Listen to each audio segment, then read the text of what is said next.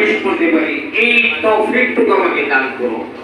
হাদিসে বলছেন যে বান্দা যখন হজ করে আল্লাহর পয়গম্বর থেকে ফিরে আসবে, ইমাম বুখারী বয়ান করেছে, ইমামুল হাদিস হযরত আবু হুরায়রা বলেন, রাজা ইয়াউমিন ওয়ালাদুহু উম্মু, মায়ের গর্ভ থেকে যেরকম নিষ্পাপ একটা আল্লাহর বান্দা বের হয়ে আসে, ঠিক এরকম হচ্ছে আসার পর নিষ্পাপ হয়ে আসবে।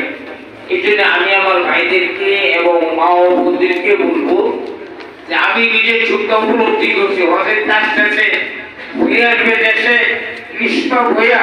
আর এখানে সাধন কাকে বলে, অনেক ভাইদের ফাঁকা দাঁড়ি কলম নামে কাঁচা করে এখন সেরকম সাইডে দুটা দেশে আসবে, হজের থেকে আসতেছে।